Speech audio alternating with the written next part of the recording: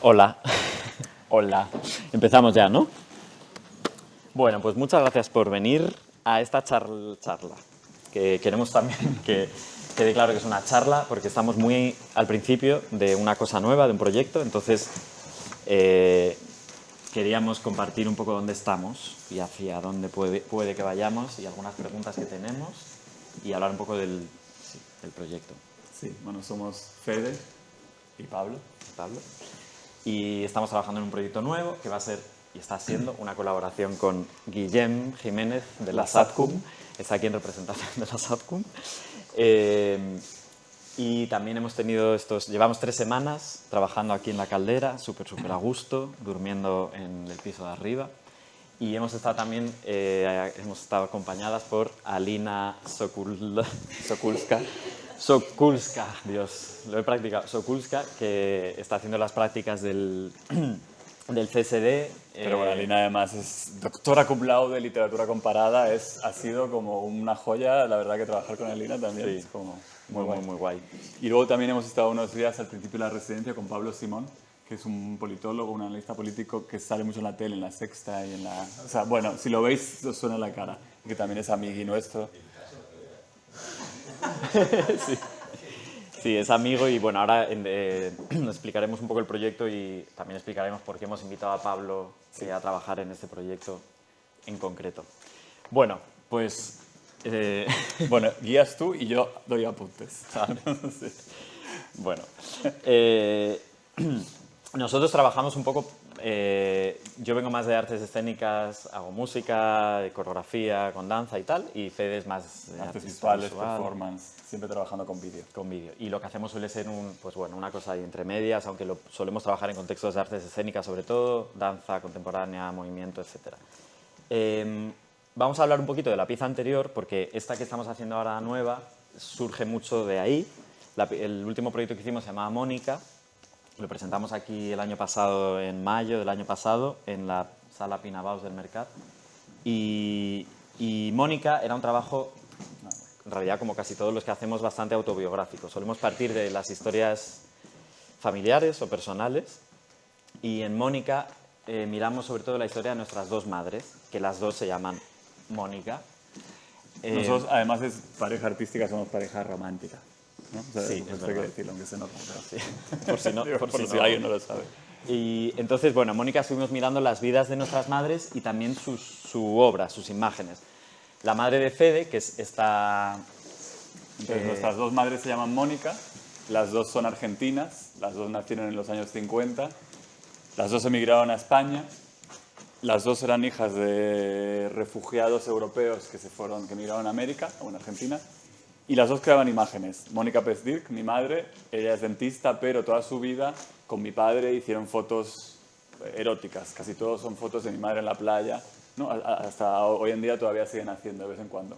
Entonces trabajábamos por un lado con estas imágenes de mi madre desnuda en las playas nudistas de Galicia, y luego por otro con las imágenes de la madre de Pablo. Mi madre también nació en Argentina y se fue a España en los años 70 y mi madre pintaba, hacía estos cuadros. Ella murió en el año 86, cuando yo tenía 5 años, entonces dejó muchísimos cuadros increíbles como estos, también con mucha teta y mucho coño y mucha feminidad y mucha planta, entonces, como veis, bueno, son muy bonitos. Lo que hicimos fue trabajar con estos 2 archivos familiares, las fotografías eróticas de Mónica Pezdirk y los cuadros de mi madre, de Mónica Lilienfeld. Y, ahora vais a ver como algunos paralelismos, fueron surgiendo unos personajes, bueno, es que aquí metimos muchos cuadros, son muy increíbles. Más cuadros, hay muchos más, pero fueron surgiendo este tipo de paralelismos entre las dos Mónicas. Y fueron surgiendo, dale para adelante, Alina.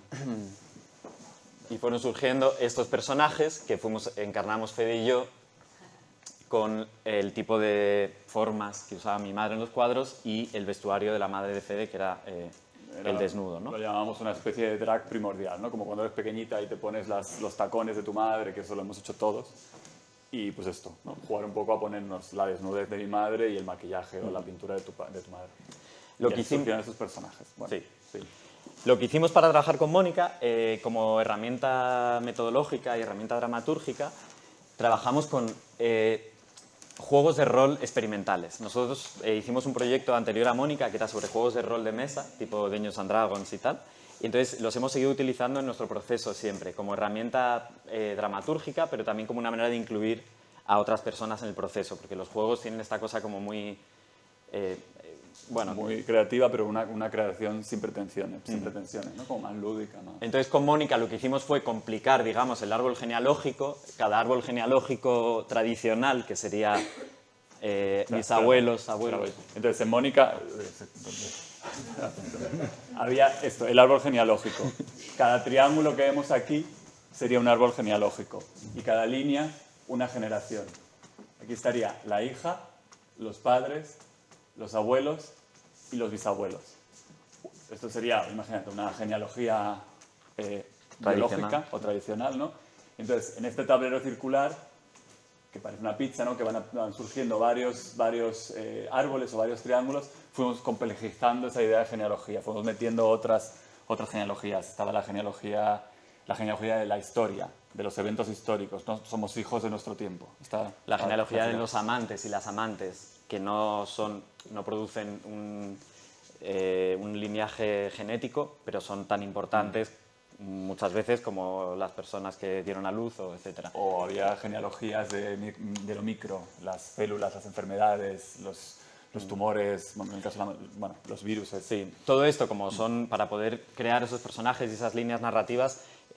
Había mucho juego especulativo, por eso son juegos de rol. También al desplazar a lo humano o a la genética tradicional del centro, pues tienes que hacer un poco de especulación, ¿no? ¿Cómo seríamos, de qué manera somos los hijos de las historias, de los amantes, de los virus?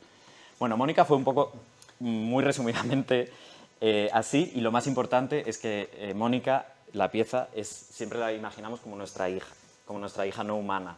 Más que una pieza, ¿no? La pensamos Sí. como... Bueno, como si esas genealogías se juntaran en un... Cuando hablamos de Mónica, hablamos de nuestra hija. Mónica al final fue una pieza, esta foto que le hizo Tristán, Mónica al final es una pieza hija y es una pieza muy luminosa, es una pieza muy cute. Es una pieza que habla del amor, de la familia expandida, ¿no? ¿no? Y entonces, jugando a ese juego que os hemos enseñado, en ese juego genealógico, fueron apareciendo muchas historias que se iban cayendo, ¿no? O sea, que se iba desbordando esta genealogía. Entonces se iban abriendo unos melones muy grandes y muy importantes, que además resonaban mucho con el presente, con el afuera, con lo que sucede hoy en el mundo, pero que sí, que meterlos en Mónica habría sido demasiado. Mónica al final queríamos que fuera un acto de amor, una hija y algo muy luminoso. Entonces, para este proyecto nuevo, todas esas historias que se nos quedaron un poco fuera porque eran o demasiado complejas o demasiado pesadas, dijimos, venga, ahora es el momento, vamos a por ellas. Entonces estamos siguiendo con esta idea de lo autobiográfico y la ficción, ¿cómo se dice? Autoficción. Estamos mirando las historias de nuestros abuelos y abuelas. Porque las historias, ahora entiendo, porque las historias de nuestros abuelos y abuelas son... No, perdón. Son bastante moviditas, ¿no? Sí. Pero, bueno,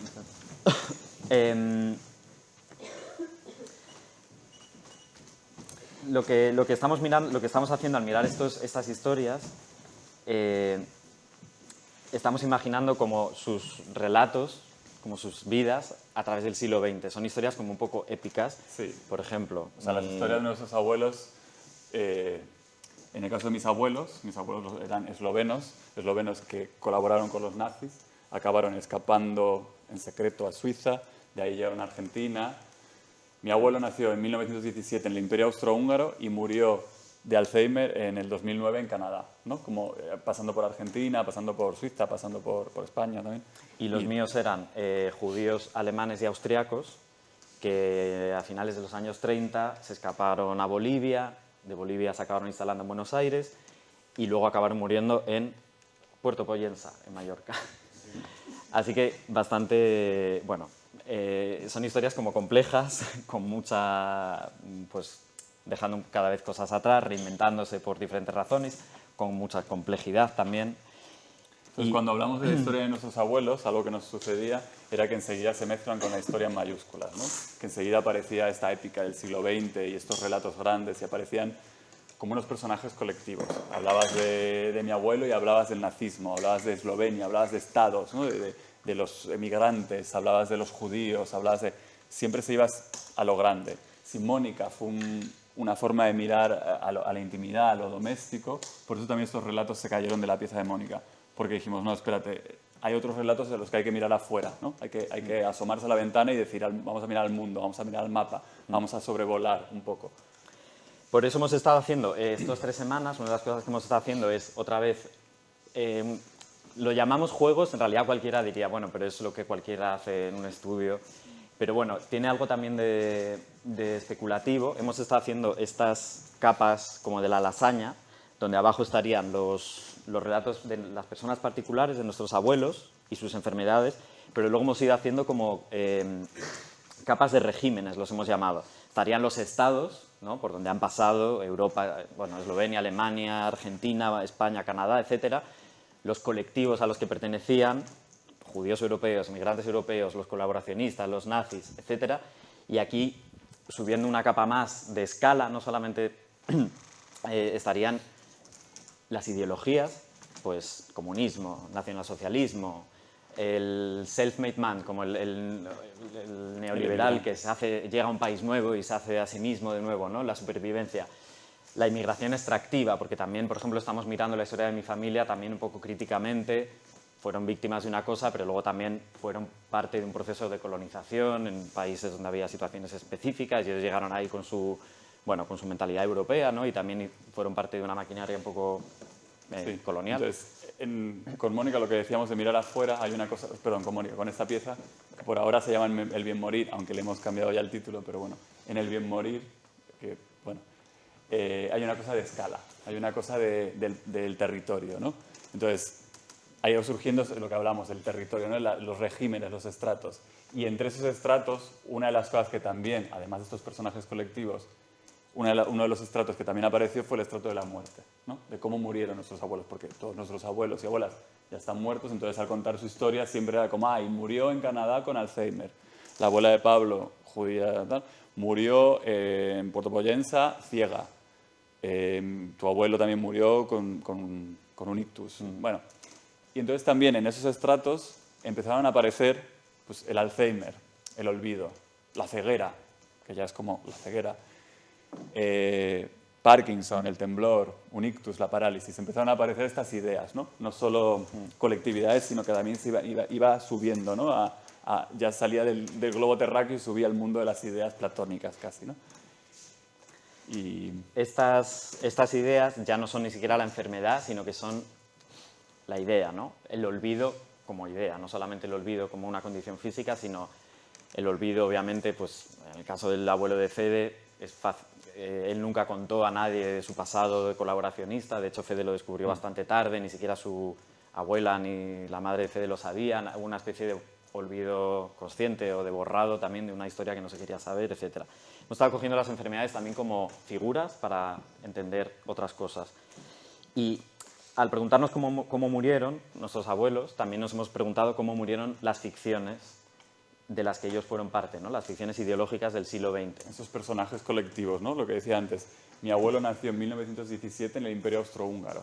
2 años más tarde murió ese ciudadano del Imperio Austrohúngaro y él era ciudadano del reino de los eslovenos, croatas y serbios. 10 años después pasó a formar parte de la Alemania, la ocupación alemana, ¿no? Entonces era parte de un ciudadano del Reich, colaboracionista además. 4 años después o 5 años después era ciudadano de la República Yugoslava, una república comunista.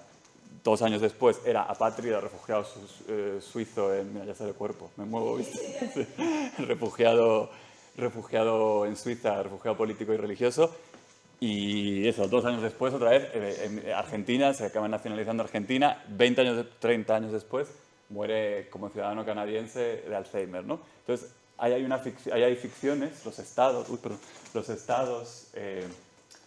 los colectivos a los que iban perteneciendo. Él colaboró con los nazis, pero luego esto lo ocultó. Tu familia, por ejemplo, eran judíos. Ellos renegaron totalmente de su... bueno, eran cero practicantes, no eran nada religiosos. Cuando vivía en Argentina, a mi madre la llevaron a un colegio protestante inglés. Y se convirtieron al protestantismo para por borrar. miedo, por si volvía a pasar algo y les volvían a perseguir, ¿no? Bueno, Y luego, por supuesto, las ficciones políticas, ¿no? Las ficciones políticas que los fueron acompañando, que se fueron cruzando en su camino. Que, bueno, ahora a lo mejor tenemos que entrar en teoría, ¿no? Pero las ficciones políticas del siglo XX, ¿no? Todas esas ficciones, hay un libro muy bonito, Política y Ficción, se llama, en el que se habla, ¿no? De las ficciones resolutivas. Ficciones que prometen a futuro, ¿no? Que, pues, por ejemplo, el neoliberalismo, el self-made man. Nuestros abuelos y abuelas, cuando migran a Europa, a América, se les promete que si tú trabajas, si tú, ¿no? construyes, vas a escalar en el elevador social y vas a conseguir pues, la felicidad o lo que fuera, ¿no? Bueno, entonces son ficciones en las que ellos creyeron, ¿no? Ficciones políticas en las que ellos creyeron y que compraron y que muchas les salieron mal, o casi todas. Bueno, ¿no? la mayoría de las ficciones resolutivas estas del siglo XX de las ideologías eran siempre proyectos a futuro, ¿no? También es un poco lo que habla este libro tan bonito de política y ficción.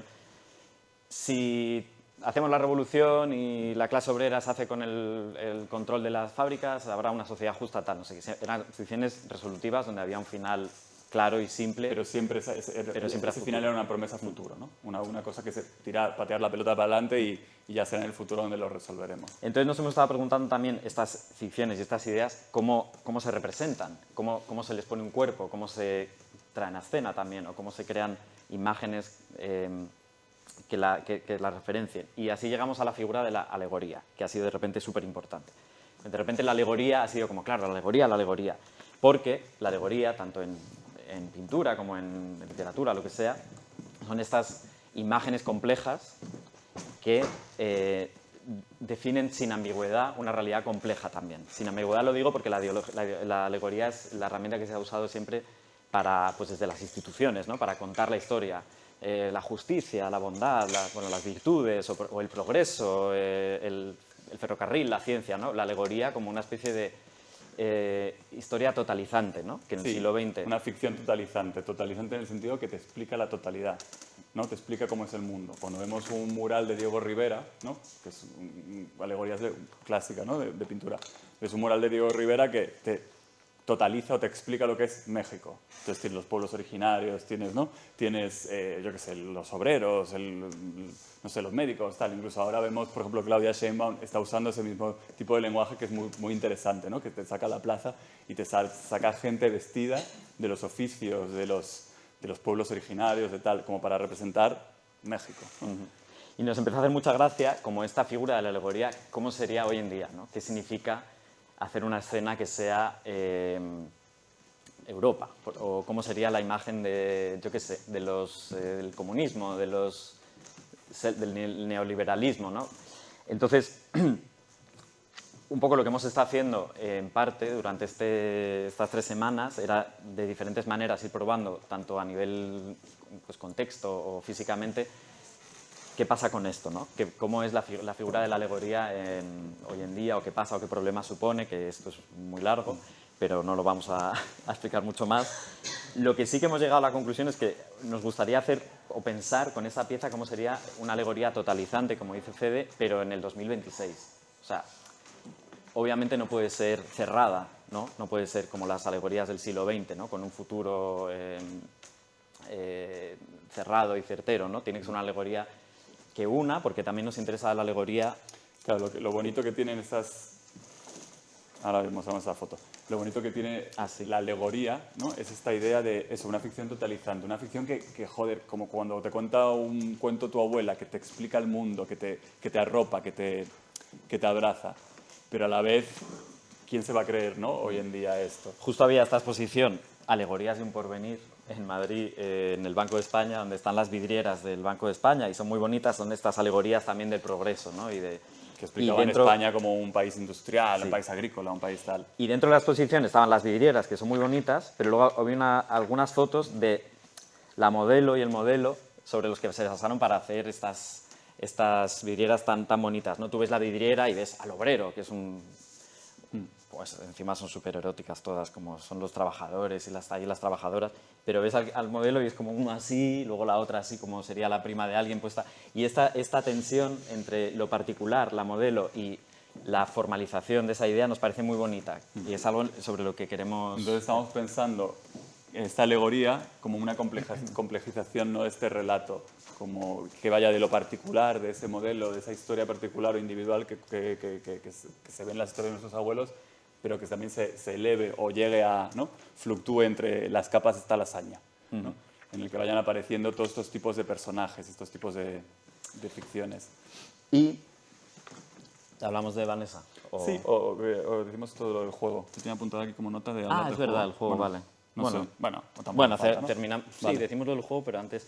Este es otro libro que, como estamos en plan research, pues bueno, pues leemos, ¿no?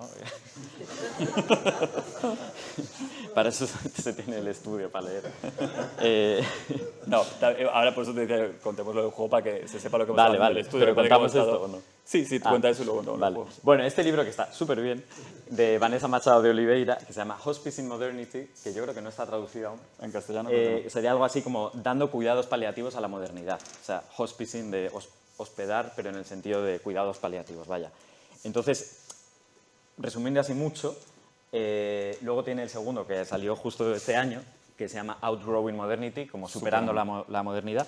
Pero bueno, en este de dando cuidados paliativos a la modernidad, básicamente dice algo así como que estos relatos de la modernidad, cuando ella habla de modernidad se refiere a modernidad colonialidad. O sea, el proyecto industrial de Occidente, extractivo, de jerárquico, de separación de los recursos naturales, bla, bla, bla, todo la mandanga, ¿no? El mal.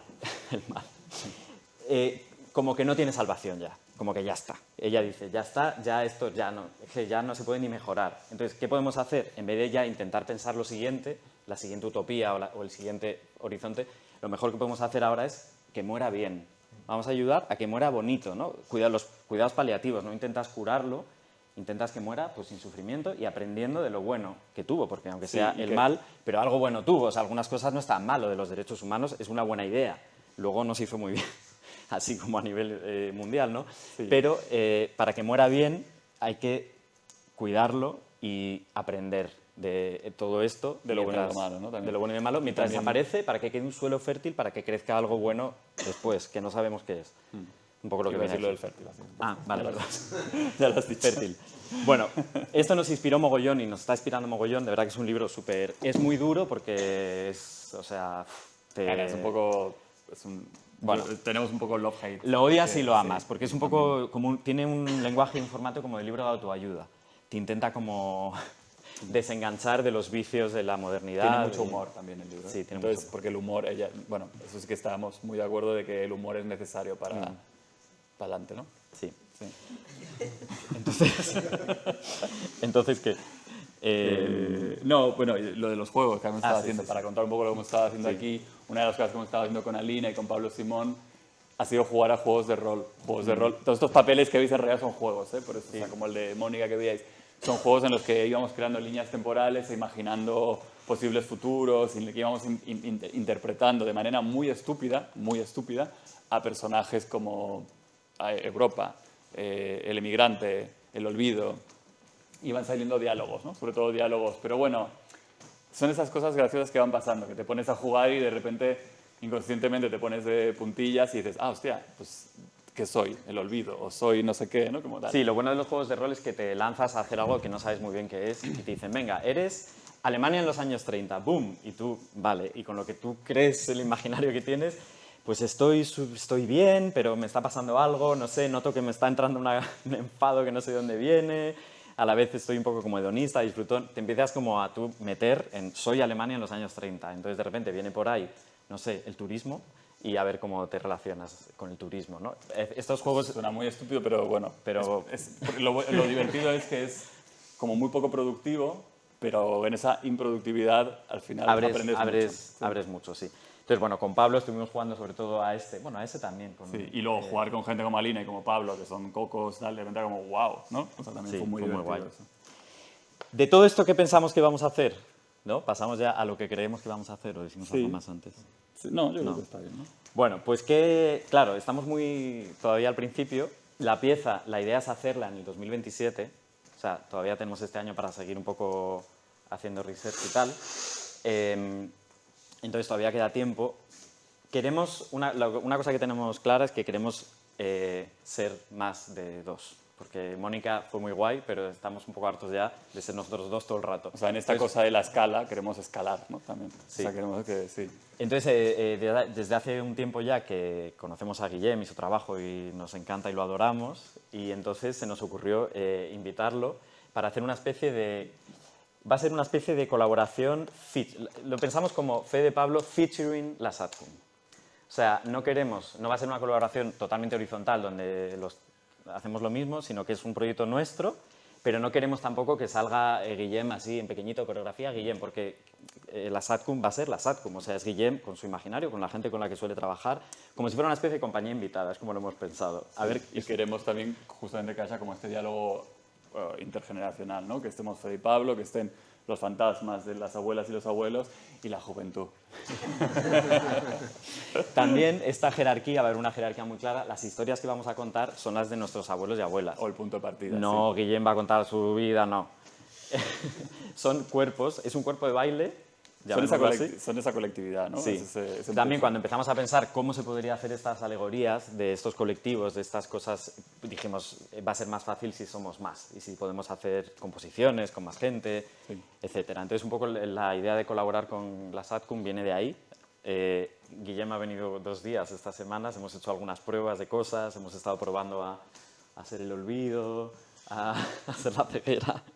Pero bueno, estamos muy al principio. La idea es ir trabajando en todas estas cosas. Y luego podemos mostrar un poco el archivo con el que estamos Sí. trabajando, ¿no? O sea, como visteis en Mónica, trabajamos con las pinturas y las fotografías. A nosotros en general, bueno, por lo menos no siempre, pero en estas dos piezas, que son un poco piezas familia, sí que el archivo tiene su peso. ¿Por qué? Porque nos gusta, yo creo que lo que hablamos antes del trace, ¿no? Del tracear. Sí, poder cuando... Como que ver la genealogía de las cosas, ver un movimiento, ver una danza, ver un cuerpo en escena y ver la genealogía, ¿no? En Mónica, por ejemplo, Pablo y yo nos pintamos como esas imágenes, ¿no? Hay un eco de esas imágenes en nosotros, en las poses, tal, y tú ves ahí, mira, es un hijo imitando a su madre, es un tío imitando a su suegra, pero a la vez es esta pintura, ¿no? Como que se vaya viendo, como que haya estos viajes temporales, ¿no? Temporales intergeneracionales. Y entonces esto es algo que nos parece bonito, pensar la pieza y repensar la genealogía, abrir esa genealogía desde el cuerpo. Sí, No sé. entonces el archivo con el que estamos trabajando son sobre todo fotografías y películas de nuestras abuelas y abuelos. Os vamos a poner alguna. Aquí tenemos, como mis abuelos murieron en Mallorca. Bueno, murieron en Cataluña, ¿no? Bueno, O sea, sí, perdón, murió en Cataluña, pero sus últimos años vivían allí. Pero mi tío, que también vive aquí, tiene todas las fotos. Entonces, estos días he estado yendo a su casa y me he estado trayendo las diapositivas. Y mi abuela hacía muchas fotos. Entonces, parte de lo que vamos a hacer es trabajar con las fotos que hizo mi abuelo, que están viejas. Él tenía un barco. Aquí está. Estamos mirando el archivo un poco también, como decía Fede, como punto de partida. Lo que pasa con el archivo muchas veces, que a veces, boom, coge mucho peso y se vuelve como una cosa, como una especie de monstruo. Que vamos a hacer un poco como con Mónica, nos gustaría utilizarlo como trampolín, como generador. Entonces tenemos estos cientos de fotos, seguramente haremos secuencias, trabajaremos con vídeo y por supuesto que le dará un tono visual a toda la pieza, ¿no? A lo que hagamos. Por un lado estas, por otro lado tenemos unos Super 8 muy bonitos del tío abuelo de Fede, que vivía en Nueva York. mi tío abuelo... Lo podéis mirar allí. Espera, hablo un momento antes de ponerlo. Mi tío abuelo, el hermano de mi abuelo, también colaboró con los nazis, esloveno también. Y él, en vez de irse a Argentina, él se fue a Estados Unidos. Y él nunca tuvo hijos, se casó con otra eslovena. Y hay una cosa preciosa que hicieron y que me regalaron a mí, que desde el 57, en 1957 que se casaron hasta el 85 que dejaron de grabar, no tuvieron hijos, entonces viajaron por todo el mundo, se dedicaban a hacer turismo Y a mí me dejaron, son como 8 horas de películas de Super 8 de ellos viajando por todo el mundo y de su vida diaria. Y mi tía abuela además grababa muy bonito, o sea, él era ingeniero, tenía muy buen ojo también. Y entonces en las películas hay cosas, hay momentos muy bonitos como este que vamos a mostrar, que es cuando le dan la ciudadanía a un amigo suyo y están todos de pedo celebrándolo en casa. Y es, bueno, dale al play.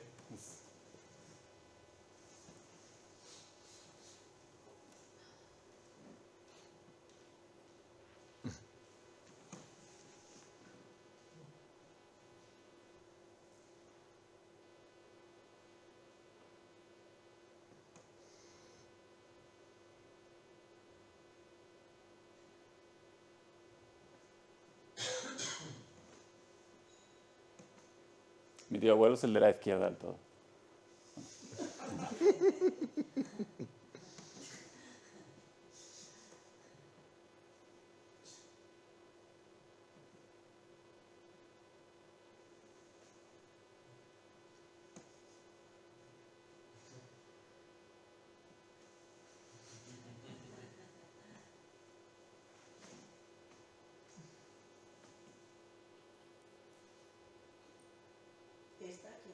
Pues esta es la hermana de mi tía abuela. Es que eran muchas mujeres, eran muchas hermanas, eran como 4 o 5 hermanas.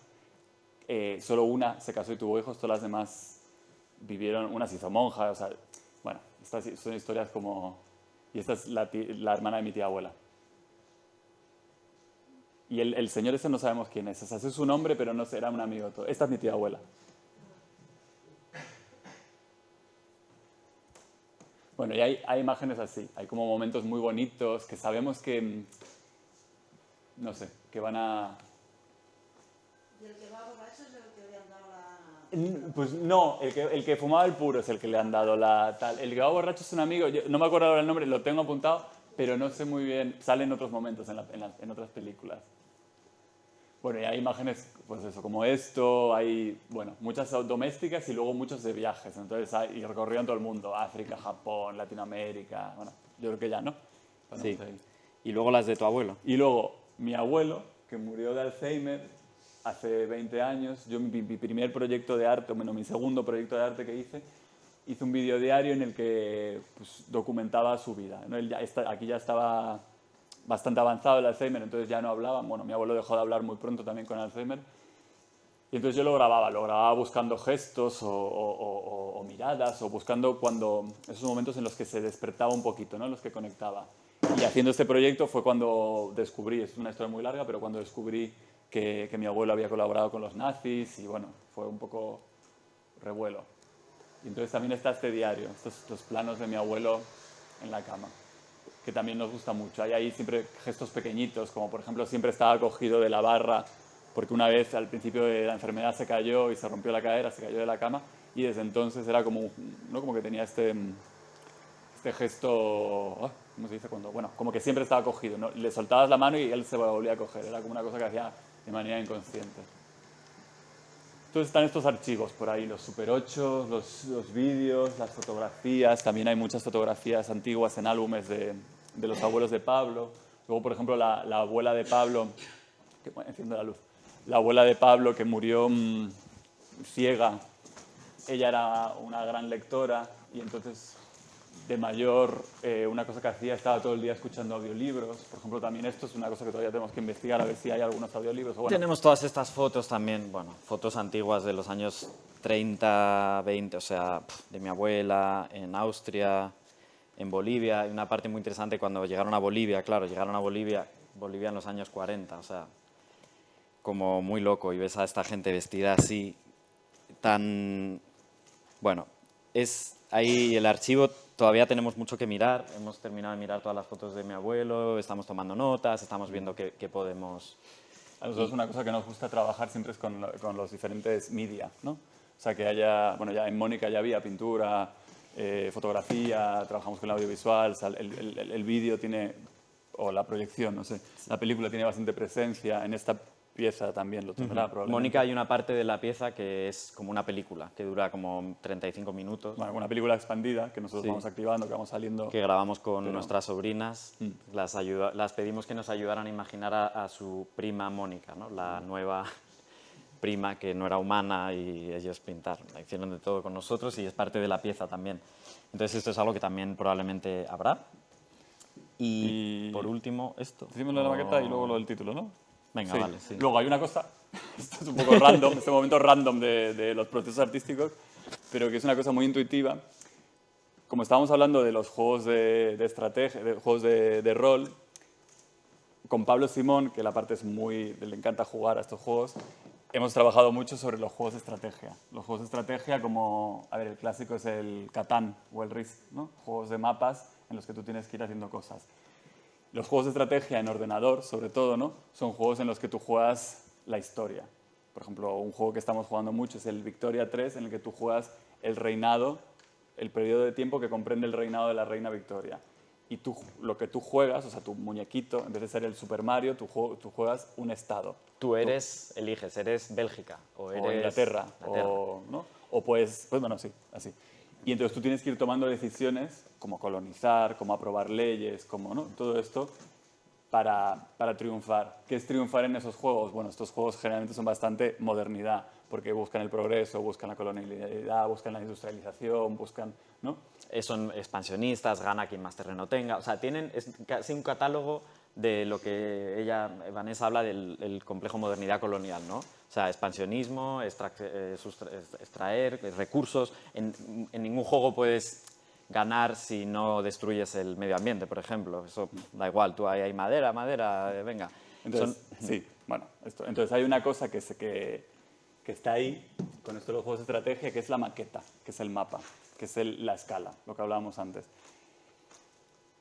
Entonces, esto no va a tener mucho sentido, pero bueno, tenemos una intuición de que queremos que en escena haya una pequeña escena. Aparte, esta pieza también es, o sea, uno de los motivos por los que hemos empezado a pensar la escala es porque una de las directoras del Kai Theater en Bruselas, después que le gusta mucho Mónica y tal, nos dijo, tenéis que hacer algo más grande, ¿no? O sea, nos decía, ¿por qué no con una invitación de ella, hacer algo a pensar con más escala? Y entonces nosotros también nos pusimos a pensar, ¿no? Pensando ya con los abuelos, pensar qué es esto de la escala, qué es la escala en escena, qué es escalar en escena, qué es hacer una pieza más grande, es que haya más performers, bueno, que haya más dinero, un escenario más grande. Pensar en estas ideas tan... Pensar en la historia, que es, ¿no? Que es Y también, como siempre estamos un poco metidos en el cajón de lo queer, que nos gusta y nos encanta y nos parece bien, pero también hay una especie de cosa como que entonces los queers no podemos hablar de lo grande porque solo podemos hablar de la intimidad, de la autoficción, la cama es política y tal, que lo es, y nos parece bien y estamos de acuerdo, pero es como, ¿y si dos maricones se ponen a hablar del fin de la modernidad? ¿Qué pasa? Pues, o del Estado de Europa, claro. ¿no? De qué puede pasar. Estamos ahí, a ver... Entonces, la idea de tener este mapa o tal, a mí algo que me fascina, que es, si hacemos una pieza en la que somos, imaginaos, 4 Satkum y Fede y Pablo, somos 6, pero digo, ¿y si de repente en la pieza la hacemos más grande? Si de repente entramos en una pieza de gran formato en el que somos 12. Entonces a mí me gusta, por ejemplo, que de repente entremos en el mapa, en este terreno, en esta maqueta, y claro, si cada performer tenemos 2 manos y performeamos con la mano, ya somos 12. 12 manos son 12 performers. Entonces me gusta de repente que la pieza se convierta en una pieza de gran formato y en la que empiecen a pasar cosas pequeñitas, proyectadas en vídeo, no sé. Esto yo creo que es una tontería, pero bueno, son ideas que también... Por ahora estamos jugando al Victoria 3, que está guay. Ese juego, ¿no? y pensando un poco teniendo cosa... esto aquí como altar, como diciendo, ¿qué podría ser unos muñequitos? Bueno. Y los juegos de estrategia también nos sirven un poco como paradigma de estas ideas de la modernidad, porque es verdad que hemos estado probando varios y son todos un poco con esta ideología detrás. Y esto nos lleva, ¿no? Para cerrar, a el nuevo nombre. Decíamos que cambiamos el título con el que aplicamos, con el que nos dieron la residencia de aquí en la Caldera, se llamaba El bien morir, que era un título que nos horrorizaba, pero ¿sabes cómo tienes que poner un título con esta que idea más o menos, esa idea de morir bien? Ayudar a morir bien, las historias de nuestros abuelos, que mueran bien, la modernidad, que muera bien, etc. Dijimos, bueno, vamos a poner este título para que tenga sentido aquello. Pero el título nuevo es Interregnum, en latín, yo creo que va a ser. Sí. Viene de varios, pues es una palabra que nos hemos cruzado en varios lugares. Quizá lo que os suene es una cita de Gramsci, que habla un poco de, bueno, Gramsci, un filósofo teórico político de los años 30, ¿no? Y de la época, la época de nuestros abuelos, más o menos, del principio, ¿no? La época de entreguerras y tal. Y él dice, la crisis consiste precisamente en que lo viejo está muriendo y lo nuevo no acaba de nacer. en este interregno aparecen una gran variedad de síntomas mórbidos. Síntomas mórbidos serían el fascismo, el fascismo en Italia, el fascismo en Alemania, crisis económica, ¿no? Nos gusta porque nos hace pensar, o sea, hace una relación mucho más clara entre aquel momento que estamos mirando, que bueno, nuestros abuelos vivieron desde los 30 hasta los 2000, pero bueno, estamos mirando también a esa época un poco más convulsa, más ideológica de los 30 y, por supuesto, con los paralelismos de hoy en día, ¿no? Esta sensación de fin de algo en la que estamos, de que no hay frontera, de que no hay futuro, no hay proyecto común, el caos absoluto en el que estamos, esta sensación de fin del mundo que tenemos, ¿no? Con esta ametralladora de películas apocalípticas y series apocalípticas, es una sensación, ¿no? Y también por Vanessa de Medeiros, obviamente, ¿no? Si se está acabando algo, ese periodo de caos hasta que aparezca lo siguiente, eso mórbido, ¿qué va a esa ser? muerte, ¿Qué van a ser esos síntomas mórbidos? Y luego, bueno... Cuenta lo de los egipcios, que es muy bonito. Bueno, también, perdón, sí, pero antes de eso también, vale. También nos interesaba la idea de interregno, ¿no? Por estos, lo que hablamos, estos regímenes, ¿no? Esta lasaña, el entre, que va entre lo particular, entre la historia de mi abuelo y el olvido, que va entre, ¿no? Entre ficciones, entre regímenes. Y sí, por ejemplo, este libro que es muy bonito, que a mí me está dando la vida, El amanecer de todo, que es un libro escrito por un arqueólogo y un antropólogo anarquistas, que está un poco lo que hace es intenta desquitar todos los prejuicios que tenemos a la hora de contar la historia. Y hay una cosa muy bonita que dice, hablando de Egipto, del Antiguo Egipto, el Antiguo Egipto se divide en el Alto, el Bajo y el Medio Egipto, ¿no? Son 3 periodos, pero que eso no lo hicieron los egipcios. Eso se empezó a nombrar o se puso. ¿Quiénes fueron? Fueron principalmente los egiptólogos alemanes de finales del siglo XIX. ¿Qué pasaba en la Alemania del siglo XIX? Cuando Alemania se transforma en Alemania, ¿no? La Alemania de Bismarck, que es cuando se empiezan a unir los diferentes reinos o estados que había en Alemania y se conforma una república. Entonces, claro, esos egiptólogos alemanes de esa época tenían una visión política del presente en la que creían que aquello que estaba disgregado en pequeños reinos o que era más caótico entre comillas, que estaba más, ¿no? Que no estaba unido y que era total, aquello era más, no era grande, no era grandioso. Entonces, mirando a Egipto, todas esas etapas entre grandes dinastías en las que había mucha riqueza política, eso lo llamaron las etapas intermedias, ¿no? La etapa alta, baja, el medio imperio, eran etapas en las que dinastías grandes, esclavistas, hacían grandes pirámides, ¿no? En las que florecía una cultura, ¿no? Viéndolo desde hoy en día. Pero en esos periodos intermedios en Egipto pasaban muchas cosas. A lo mejor Egipto, lo que se entiende como la civilización egipcia, no estaba unido, pero había zonas en las que a lo mejor gobernaban las mujeres, o había zonas en las que se tomaban las decisiones de manera más asamblearia, un poquito más democrática, o más parecida a lo que entendemos por democracia, y no en las que había un faraón con esclavos que te construían pirámides que sí que han perdurado y que entonces hoy lo vemos como algo grandioso, pero que a lo mejor yo preferiría vivir en ese periodo intermedio en el que había más caos, pero había más democracia, o había mujeres liderando, que ser un esclavo en la época grandiosa de Egipto, ¿no? Entonces es bonito cómo aparte habla de eso, de esos prefijos, el pre, post, inter, ¿no? Que en historia se suele notar tanto como para quitar o para apartar lo que no era grandioso, lo que no era importante, y en esos prefijos, en esos lugares pasaban cosas muy interesantes, ¿no? Sí. Entonces, y bueno, otra cita que también nos gustaba, que nosotros trabajamos mucho con ciencia ficción, somos muy fans de videojuegos, de ciencia ficción, y entonces está una trilogía, una serie de libros de Asimov que se llama Fundación, que está explicada tú, que yo no tengo... Bueno, Fundación, seguramente, si no, hay una serie de Apple ahora, está como más, y justo... Pablo Simón también es muy fan de esa Sí, Pablo Simón es muy fan de Fundación. Justo el otro día nos dimos cuenta que hay esta palabra también en el primer libro de la trilogía. No estoy diciendo, esto lo dice Harry Seldon, que es que predice el futuro y tal, no estoy diciendo que podamos evitar la caída, pero aún no es demasiado tarde para acortar el interregno que seguirá. Dijimos, mira, interregno otra vez. Vale. Y nos parecía bonito como por resonancia personal. Pues más o menos eso es. No sé si hemos dicho que ahora. Este mundo de aquí arriba... sí, claro. No, ya está. El mundo este de aquí serían ya como las ideas más complejas. Que también hemos estado intentando hacer, ¿no? ¿Cómo estaría colapso, ¿no? ¿Cómo sería colapso? ¿Cómo sería la personificación del colapso, de la complejidad, de la complicidad? O luego tenemos esta idea del panteón de la modernidad, que son todos los fundamentos de la modernidad, autonomía, certeza, progreso, control, linearidad, individualidad. Queremos ver cómo todo esto también se hace en personajes. También esto es lo que estamos trabajando con Guillem, de entender también qué fisicalidad, o que el otro día hablábamos de del cuerpo alegórico, ¿no? Cuando dice una alegoría, enseguida haces como así, ¿no? Y entonces decíamos, ¿por qué? Es como que recoges y... O la alegoría, estamos pensando estas cosas también. Sí, y también pensando que es una alegoría en el 2026.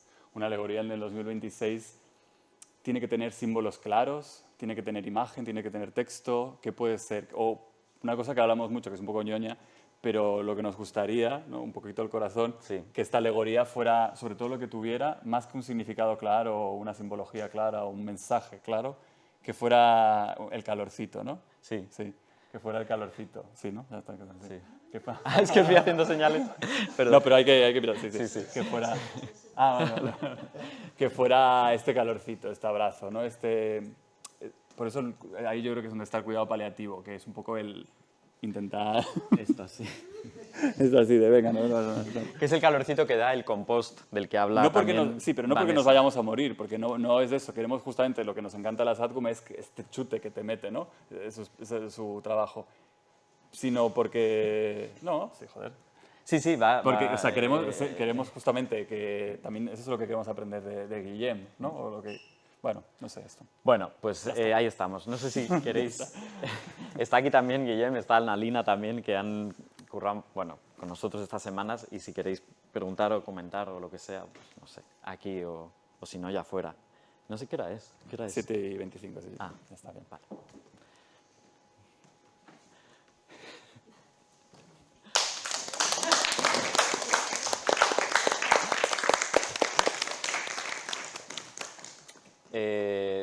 Bueno, la idea es estrenar a finales del 27, allí en Bruselas. Nosotros vivimos en Bruselas y, bueno, la idea es hacerla aquí también, claro. Estamos todavía ahí viendo, pero no sabemos aún. Nada. De todo este material que habéis contado ahora, ¿pensáis hacer algo aparte del espectáculo? Probablemente salgan talleres. O sea, de la primera pieza que hicimos que se llama Draconis Lacrimae, la primera vez que hicimos un juego como metodología, salió un libro que, bueno, Guillem lo ha usado, ¿no? También como metodología. Otra gente lo ha usado porque tiene ejercicios de creación de personajes, eso. De Mónica, ese tablero que tal, salió un taller o está saliendo un taller. Que vamos a hacer el mes que viene en Londres, también vamos a hacer la pieza, pero también hacemos un taller, hay un programa de maternidades no heteronormativas y hacemos el taller este de genealogía especulativa. Entonces, suelen salir, sí, porque solemos hacer como metodologías que o talleres o publicaciones. A mí me gustaría que saliera un videojuego de esta. Hay en Bruselas, en Bélgica, sí, hay una ayuda para videojuegos experimentales, videojuegos artis. Eso estaría guay. Y dijimos, después de la pieza, a lo mejor la... Bueno, no sé. Yo jugué a un videojuego que no existe, pero que lo hicieron para el COVID, durante la COVID, que era sobre gestión cultural. Y que estaba cruza con el Dragons y mazmorras, y es un cruce entre dragones y mazmorras y un Second Life. Pero es muy así. Pero lo que me gustaba, lo que me gustaba del juego era que se construía desde la desconstrucción de lo que tenemos ahora. ¿Vale? Y entonces era muy en plan paliativa como esta, era aquello, esto ya no sirve, vamos a transformarlo y vamos a llevarlo a otro sitio.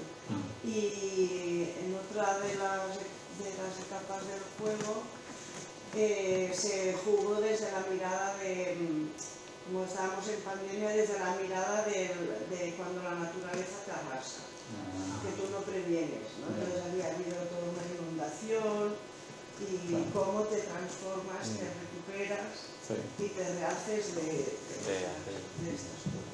Qué guay. Yo creo que lo de los juegos es lo mejor del mundo que se ha hecho. Los libros están muy bien. Pero bueno, nosotros siempre decimos, sí. Yo si tuviera 20 años y empezase mi carrera, me metería a hacer videojuegos. Sí, aparte es que quedan... Ya no da tiempo. Bueno, luego es una industria muy... Sí, luego también dura también. Hay mucha mierda. Pero bueno. No, el juego como herramienta. Sí, como herramienta, no como... una industria muy mala, incluso la danza. Pero porque hay el mainstream está en todas partes. pero la herramienta en sí, para el que no es artista, Claro, es que tiene eso es lo un guay. punto de creatividad. Claro. eh, Te ayuda a... Para el que no quiere ser artista, porque Sí, sí, eso sí, no sí, es sí. todo el mundo. Sí, sí. Pero para el que le gusta desarrollar la creatividad y pensar y tal, un juego así es como muy interesante. Sí, es que además nuestra experiencia, cuando hemos hecho estos juegos que son como medio juegos de roles un poco experimentales, si tú le dices a alguien que es un juego, a alguien que no es artista, lo hace, intenta. Si le dices que vamos a hacer arte o vamos a bailar Un protocolo para ya no lo va a hacer. O sea, basta que le llames juego y ya todo bien. Y bueno, a ver, que luego sea un juego más o menos bien pensado para que la gente pueda entrar. Si luego el juego O es sea, una estos mierda, juegos que hacemos pues no. son un poco complejos, tampoco es un juego para jugar un domingo en casa. Bueno, Pero el de Draconis Lacrimae, Si lo descuidas, sí. Sí, sí, se podría o hacer. sea, el que sí Hay que... un montón de familias que hacen constelaciones. Sí, para es que encontrarse. sí. Exacto, Nosotros no hemos sí. hecho nunca, pero tiene, Sí. tiene algo... Tiene algo en común con las constelaciones.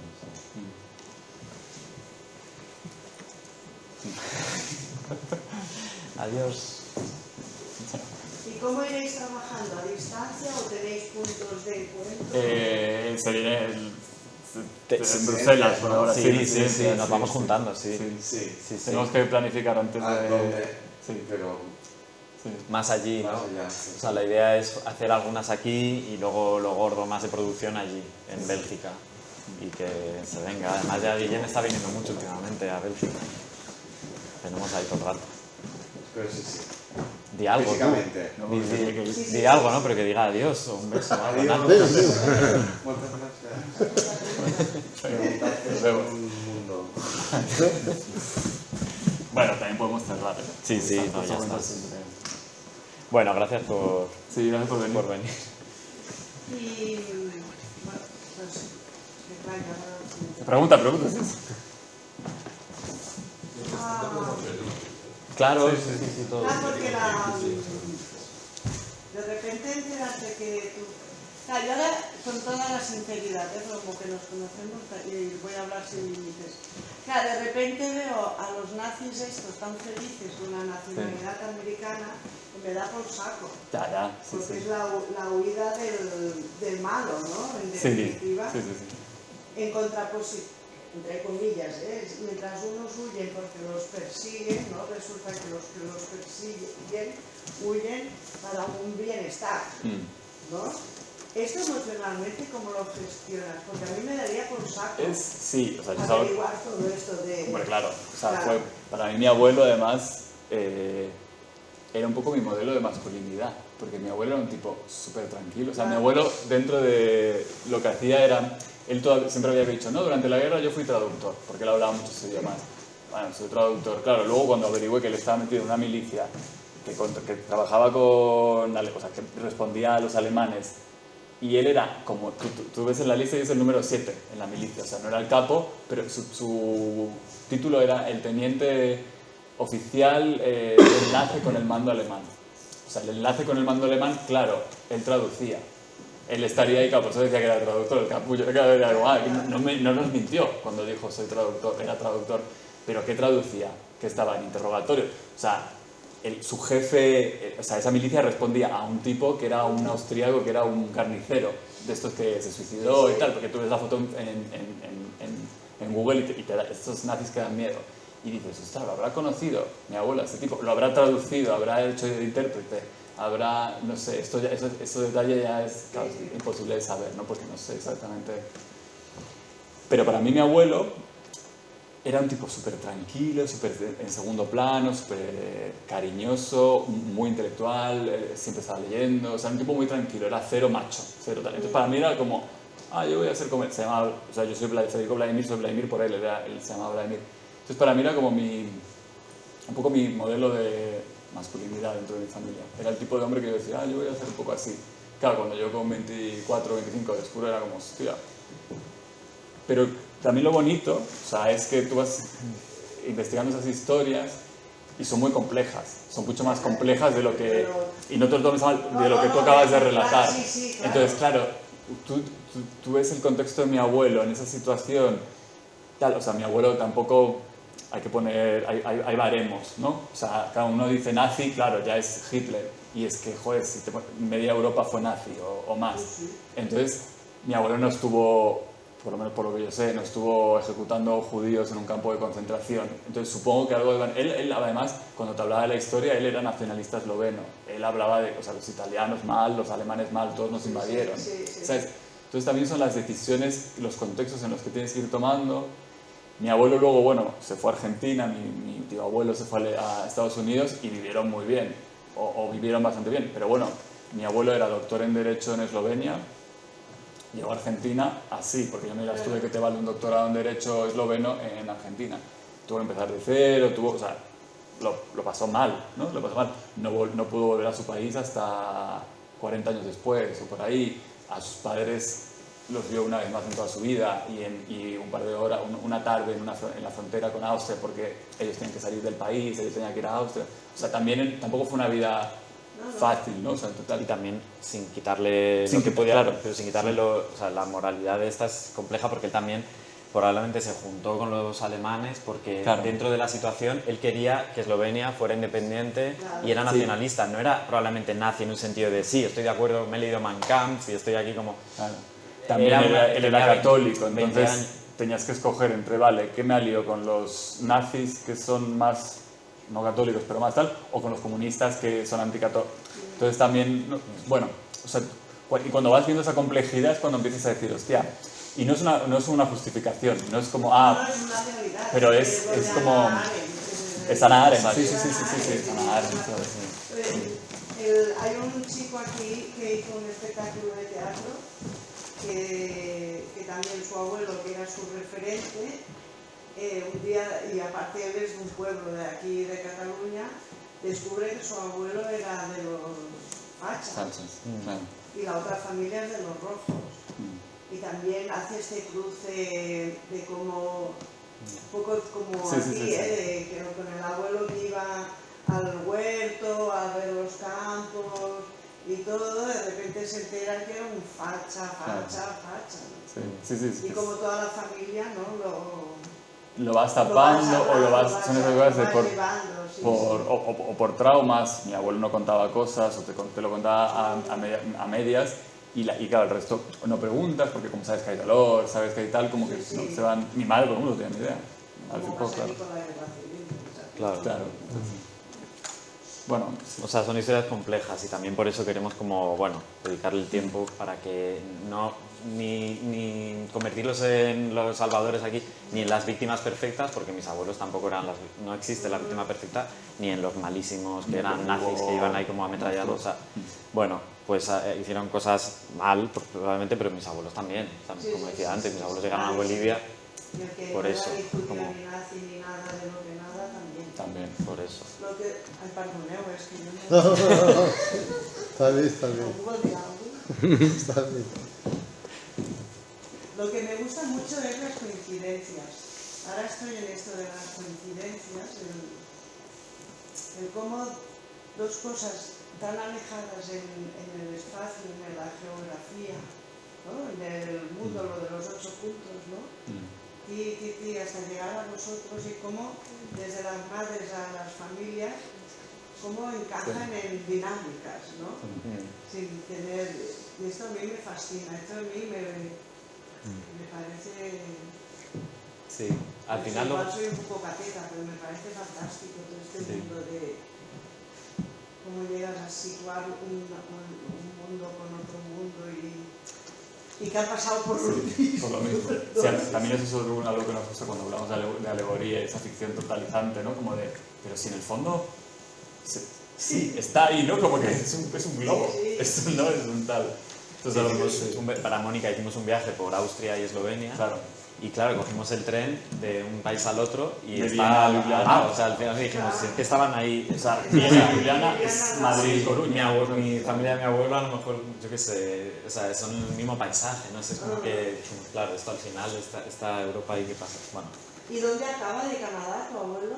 En Windsor, es un pueblo en la frontera con Detroit. O sea, Más sí, allá. es como de lo más al sur, sí, un pueblo enano. Porque mis tías emigraron, bueno, Sí, la vida, bueno, entonces ellos para quedarse solos en Argentina. Pues esto. Venga, desarrollo. No es que Bueno, tomamos... Si queréis cerramos y vamos a ver. No, que Marta sí. ¿Y es cumple de Pablo? ¡Ay, sí!